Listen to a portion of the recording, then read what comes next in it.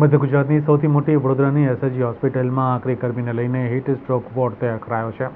Heat stroke વોર્ડમાં 4 દર્દી ભરતી થયા છે, જેમાંથી એક દર્દીનું મોત નીપજ્યું હતું। દિવસે ને દિવસે ગરમીનો પારો વધી રહ્યો છે, ત્યારે હવામાન ખાતાની આગાહી અને દર વર્ષના અનુભવને ધ્યાનમાં લઈને વડોદરાની એસએસજી હોસ્પિટલ દ્વારા ખાસ હીટ સ્ટ્રોક વોર્ડ શરૂ કરવામાં આવ્યો છે, જેના લીધે હીટ સ્ટ્રોકના લક્ષણો ધરાવતા તમામ દર્દીઓને આ વોર્ડમાં દાખલ કરી તાત્કાલિક સારવાર આપવામાં આવશે। છેલ્લા એક અઠવાડિયાથી ગરમીનો પ્રકોપ વધી રહ્યો છે। હજી તો ઉનાળાની શરૂઆતના પગલે વડોદરામાં તાપમાનનો પારો 40 ડિગ્રી કે તેથી ઉપર પહોંચી ગયો છે।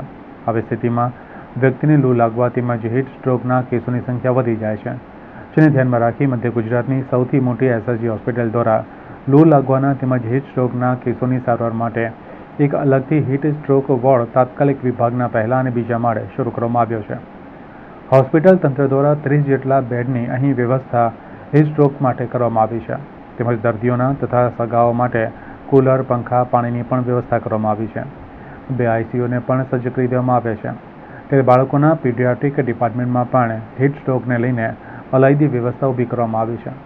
ઉલ્લેખનીય છે કે હવામાન વિભાગની હીટવેવની આગાહીને લઈને તંત્ર સજ્જ બન્યું છે, તેમજ પોલીસ તંત્ર દ્વારા પ્રજાજનો માટે નવતર પ્રયોગો હાથ ધરવામાં આવ્યા છે।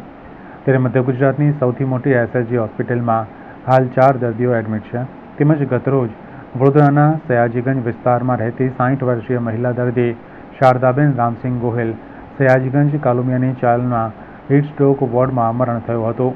2 જે આઈસીયુ છે ત્યાં તો આપણી પાસે એસીની વ્યવસ્થા છે, નીચે છે તે કુલરો મૂકી દેવામાં આવે છે, પાણીના જગ મૂકી દેવામાં આવ્યા છે, અને ક્યાંય કોઈને તકલીફ ના થાય એ પ્રમાણે તંત્ર સજ્જ છે, અને એ પ્રમાણેના આદેશ પણ પારિત કરી દેવામાં આવ્યા છે, અને એ પ્રમાણે તમામની ફરજો પણ ગોઠવી અને દરેકને ઇન્સ્ટ્રક્શન આપી દેવામાં આવી છે।